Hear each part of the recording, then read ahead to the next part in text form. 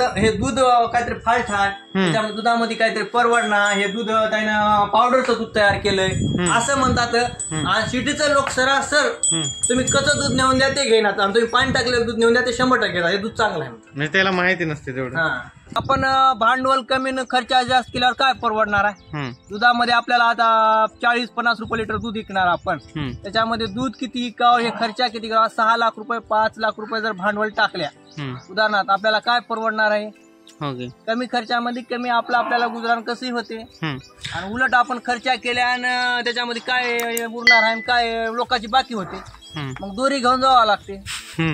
दुसरं काय तर पाष्ट्या म्हशी असल्यामुळं 70, 72, 78 रुपयापासून माझा भाव पडतो. बरं. आम्ही तानी म्हशी एकच ठेवू ना, पाष्ट्या म्हशी आणतो, गावा घालतो, याय झाल्यावर विकून टाकतो, त्याच्या जागी पाष्टी भरतो. तानी म्हैसच ठेवून आम्ही. म्हणजे तुमचं पाष्टी म्हैस आणायची वेळाला होईल तेव्हा विकून टाकायची. आणि जे वेल्डिंग वाल्याला दिलं तर 4000 रुपयाला गुता आपण. वेल्डिंग वाल्याचं 4000, 19,000चे पत्र आणि दुसरे 12,000 रुपयाचे इंगल, असे करून टोटल खर्च आपल्याला 60,000 रुपयामध्ये बसलाय. बजेटच 60,000 रुपये. बरं. राम राम. राम. तुमचं नाव परिचय थोडं सांगा. संभाजी दुलबा पाटील धोंडगे, गाव बाचोटी, तालुका खंडाळा, जिल्हा नांदेड. बर. आता हे जे गोटा तुम्ही तयार केल्या, हे कमी खर्चामध्ये 1 नंबर गोटा तयार केलेला आहे. नवीन कुठल्या दूध व्यवसाय करणाऱ्या शेतकऱ्याला जर गोटा तयार करायचा असेल तर अशा कमी प्रमाणामध्ये खर्चामध्ये गोटा तयार करायला पाहिजे. आणि इथे एक तुम्ही 5 जनावर मावतील असं युनिट तयार केले. आता सध्या तुमच्या या ठिकाणी 4 म्हशी आता, 4 म्हशी अजून 5, एक म्हशी काय झालं, डेट विकली का? बरं.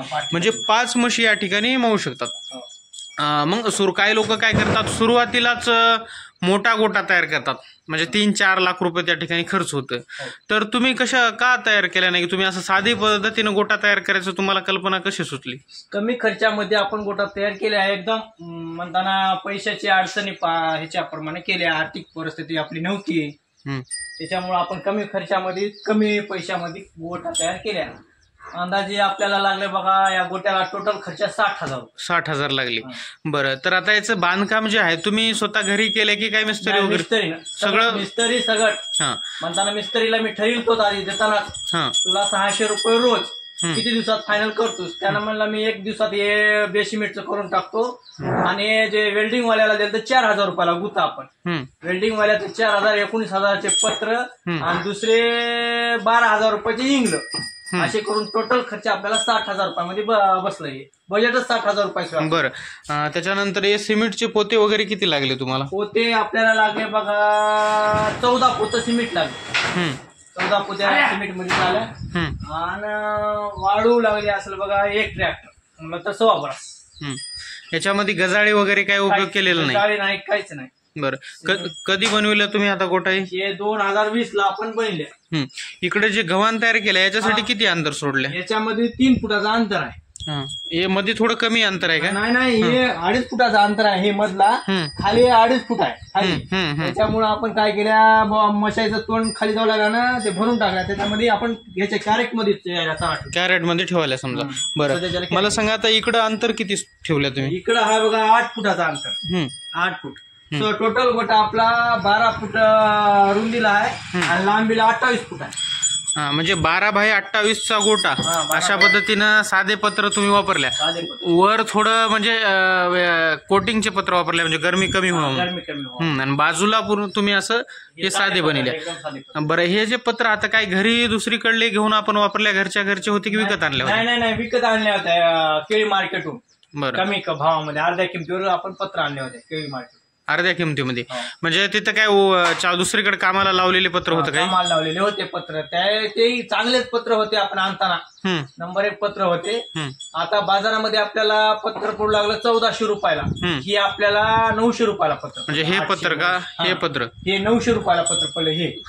आणि हे वरचं आहे, वरचं पत्र पडलं बघा आपल्याला 1050 रुपयाला. आणि तसं जवळपास 2000च्या वर जाऊ लागलं का रेट? 2100 रुपये, 2150 रुपयाला पत्र फुलांचं.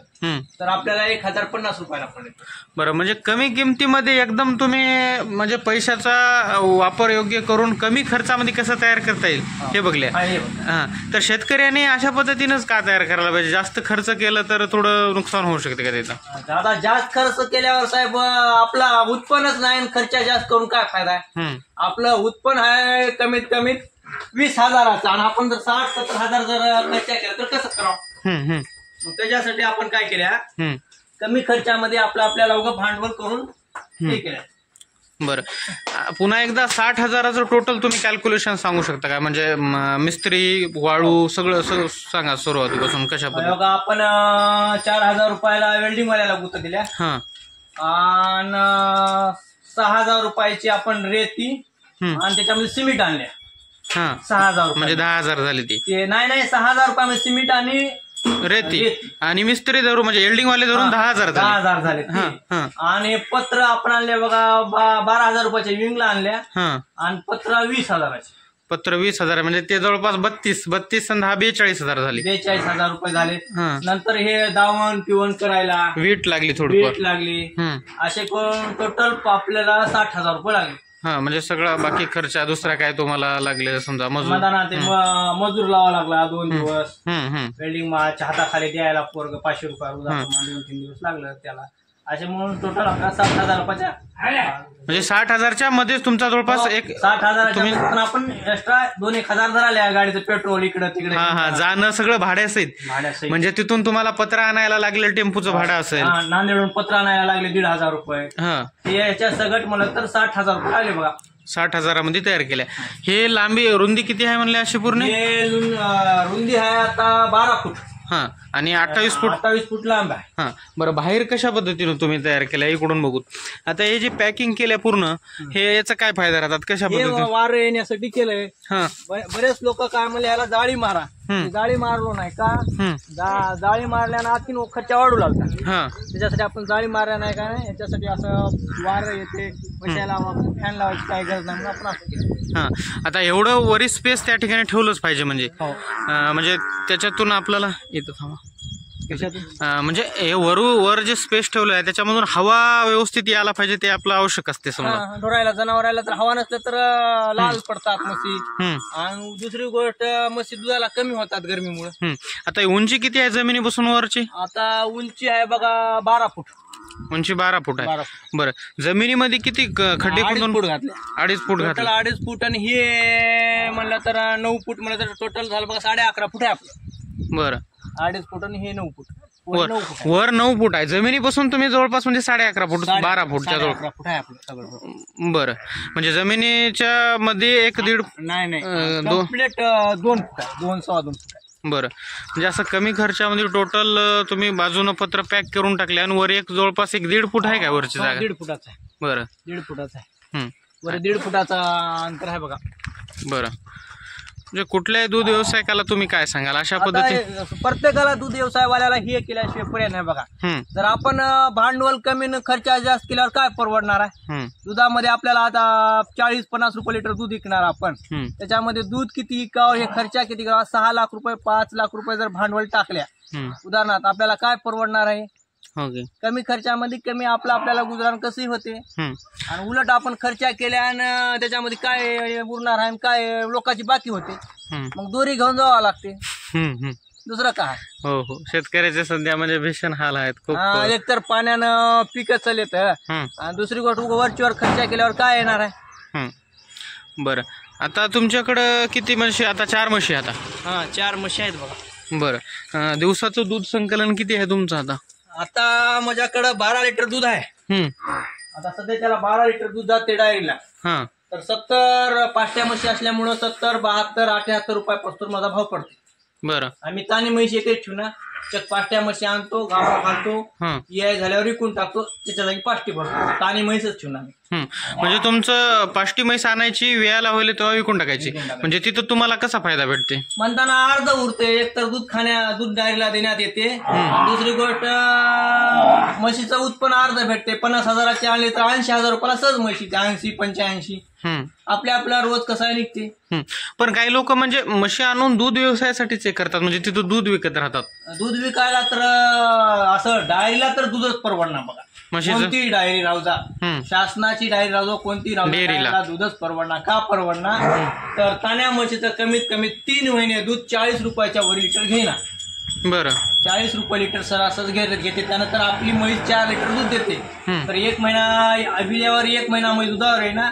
1 महिन्याच्या बाद दुधावर आली की मग त्यांना 40 रुपये भाव देते. 40 रुपयामध्ये आपली 5 लिटर जर दिली तर 200 रुपयाचं दूध होते. 4-5-20 म्हणलं तर 200 रुपयाचं दूध होते. 200 रुपयामधून 100-150 रुपयाची पेंड लागते. आपल्याला पैसे किती उरतात? ओके 100 रुपये. 100 बी उरणार 50च उरतात. म्हणताना आज पेंडाचा भाव काय 40 रुपयाला किलो पेंड आहे तर 2 किलो पेंड लागते. मग आता दूध व्यवसाय काही लोक म्हणतात चांगल्या पद्धतीने चालतो, दूध व्यवसाय शेतीला जोडधंदा आहे, तर करावं की नाही करावं? तुम्हाला काय वाटतं? शेतीला जोडधंदा दूध व्यवसाय आहे, पण दूध चिलर मध्ये विकणाऱ्याला वरवेळेला परवडते, बाजारमध्ये बसून विकणाऱ्याला. आणि जर तुम्ही एखाद्या कोण्या प्रायव्हेट डायरीला समजा शासकीय डायरीला जर दूध देतो म्हणलं तर दूध परवडत नाही. पण काही ठिकाणी डेअरीवाले बांधून 60 रुपये लिटर दूध घेतात वाटते कुठं. 60 रुपये लिटर घेतात साहेब त्यानं, पण त्यानं पेमेंट तुम्हाला टाइमला देणार. तुम्ही आज तुमचं पेमेंट आता नेमानं 15 दिवसाला पेमेंट आहे, पेमेंट 15 दिवसाला देणार, महिन्याला पैसे देतो म्हणतात. 60 रुपयानंच राहू दे लावून तुझे पैसे, पण महिन्याला पेमेंट देतो. महिन्याचा पेमेंट म्हणजे आपलं घर खर्च, लेकरायचं, मुलाबाळाचं शिक्षण कसं चालू. ओके. पण आता तुमचं थोडक्यात दूध विक्रीचा मुख्य उद्देश नाही, म्हणजे म्हशी पाष्ट्या आणायच्या ह्याचं निघालेलं आपण आणतानाच म्हशी कशा आणायच्या, ताण पाट्या आणायच्या. बरं कुठली आणल्या याच्यामध्ये सांगा. ही म्हैस आणलेली आहे बघा 47,000 रुपयाला. फक्त 47,000 खाली 47,000 रुपयाला नांदेडच्या बाजारमधून 47,000 रुपये आणलेल्या 3 लिटर दूध आहे. 3 लिटर सकाळी 3 संध्याकाळी 3. तर हिनं गाभा जाऊन आता 1 महिना झाला. आपल्या इथं आल्यावर गाभा गेली. तिला एक वगार व्हायची मध्ये वगार सहित 45,000ला आणलं. 47,000 रुपयाला आणल्या. वगार कुठं आहे? इथं आहे का मध्ये? बरं हे वगार अशाच म्हशी आणतो मी. बरं हे वगार सहित तुम्हाला 47,000 वगार आहे का असाला 47,000 रुपयाला आणली बघा. बरं आणि हे 47,000 रुपयाला आणली. ही आणली 55,000 रुपयाला गेल्या वर्षी. हे म्हैस आणताना आपण 55,000 रुपयाला आणलेली होय. किती दूध देत होती तेव्हा? म्हणजे 5-5 लिटर दूध दिली. तिचं दूध तर खाल्या आपल्याला आवडल्यामुळं. एक ताने पण इथं दूध तर खाल्या. आता वेळेला व्हायला. बरं 55,000ला जे म्हैस आणल्या तेव्हा पाष्टी म्हैस म्हणजे किती महिन्याची? गाभण वगैरे होती? गाभण नव्हती, काय नव्हती, खाली म्हैस होती. गाभण नव्हती. आणतानाच असं बछडा बघूनच आणायचं. 3 महिन्याचं, 4 महिन्याचं, 5 महिन्याचं विळेलं. म्हणताना ते नशिबाचं आपलं कसं आहे, दिली न दे, पण 100% आपल्या इथं दूध देते म्हैस. पण 55,000ला तुम्हाला छान म्हैस घेतली. समजा हीच म्हैस वियाला झाल्यानंतर 90च्या वरून 1,95,000ला म्हैस शिकते. आता हे मार्केटमध्ये आणखी 15-20 दिवसाला म्हैस 55,000 रुपयाला विकते. हो गे. मग शेतकऱ्याने हे सुद्धा धंदा चांगला आहे. समजा पाष्टी आणायचं आणि विकायचं. म्हैस ताण्या म्हशीमध्ये काय उरणार बघा.